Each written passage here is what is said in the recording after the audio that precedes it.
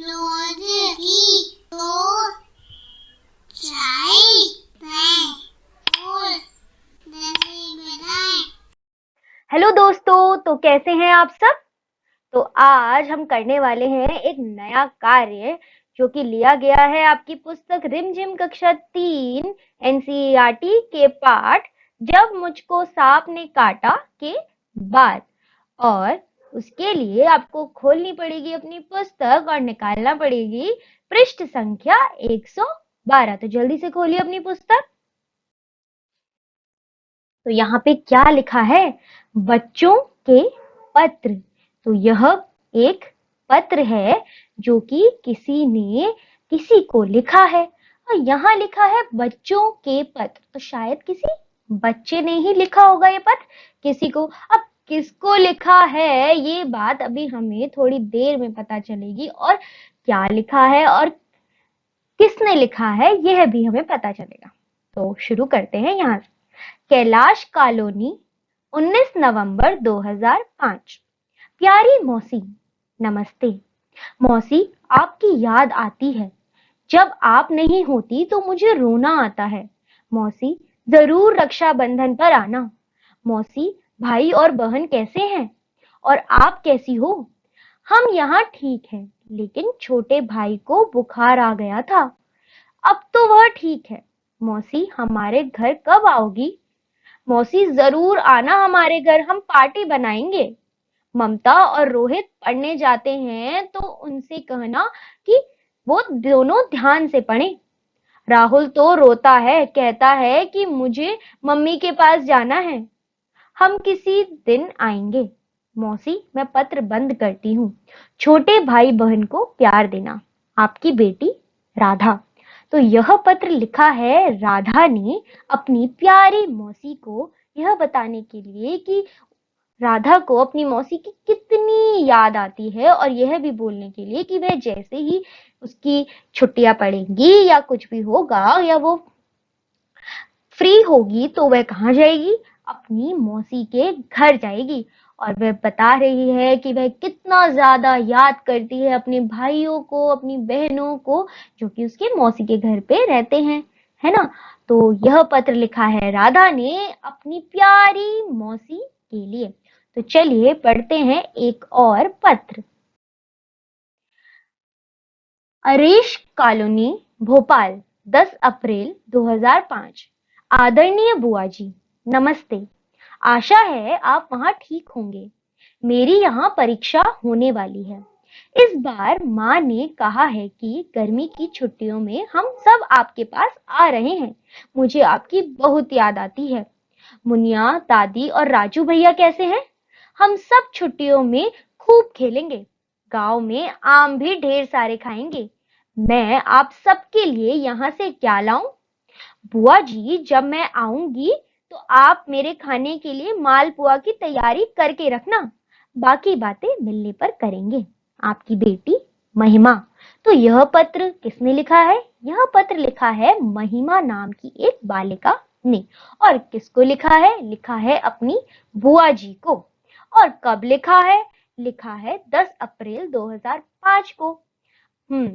और ये महिमा, ये लड़की महिमा कहाँ रहती है, वह रहती है अरेश कॉलोनी, भोपाल में। जी हाँ, तो यह है महिमा का पता।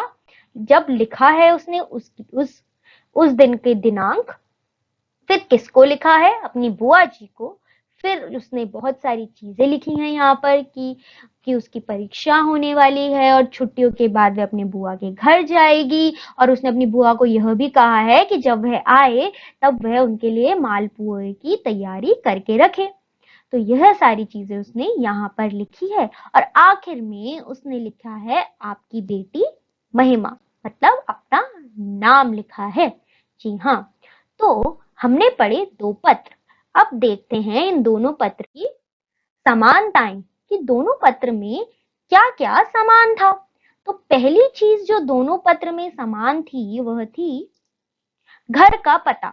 जी हाँ, घर का पता यह रहा। यहाँ लिखा है कैलाश कॉलोनी और यहाँ लिखा है अरेश कॉलोनी, भोपाल। तो यह दोनों चीजें हैं घर का पता। किसके घर का पता है ये, जो पत्र लिख रहा है उसके घर का पता है। जो भी पत्र लिखेगा वह अपने घर का पता सबसे पहले ऊपर लिखेगा। आजकल ये घर का पता यहाँ पर लिखा जाता है। जी हाँ, कहाँ पर लिखा जाता है? पन्ने के बाएं ओर लिखा जाता है, दाएं ओर नहीं लिखा जाता। तो हम लिखते हैं यहाँ पर घर का पता। अगर यह पन्ना है तो यह भी यहाँ पर लिखा जाएगा घर का पता। तो राधा रहती थी कैलाश कॉलोनी और महिमा रहती थी अरेश कॉलोनी भोपाल में। तो उन्होंने अपने घर का पता लिखा है सबसे ऊपर।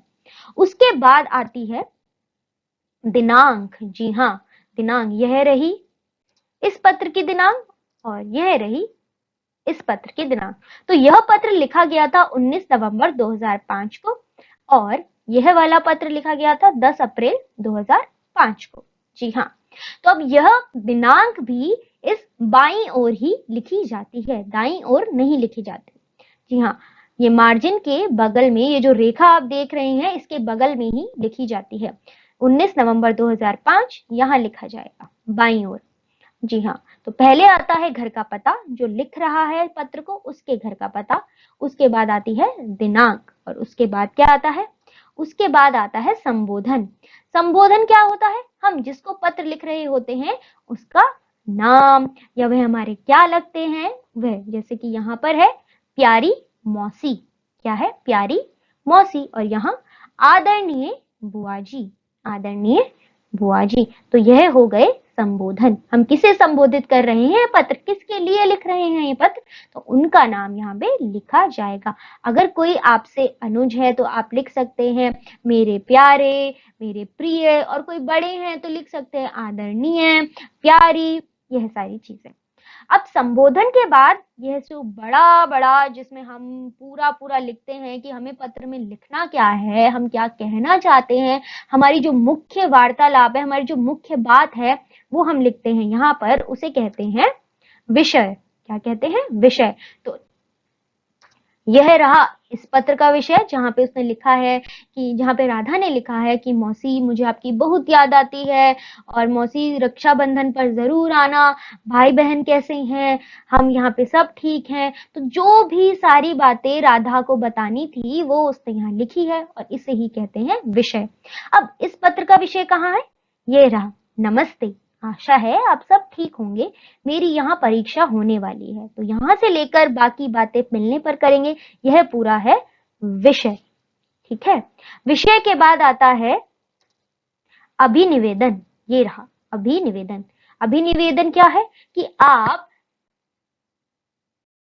इनसे कैसे संबंधित है, तो उन्हें आप क्या बोलेंगे कि आप कौन है उनकी। तो जैसे कि राधा ने अपनी मौसी को पत्र लिखा और महिमा ने अपनी बुआ को, तो दोनों ही अपनी मौसी और बुआ जी की बेटियां ही हुई।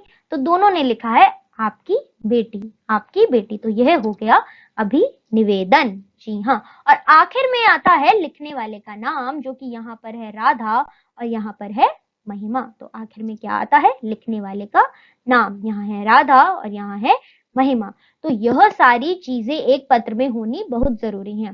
पहला घर का पता, फिर दिनांक, उसके बाद संबोधन, उसके बाद विषय, उसके बाद अभिनिवेदन और आखिर में लिखने वाले का नाम।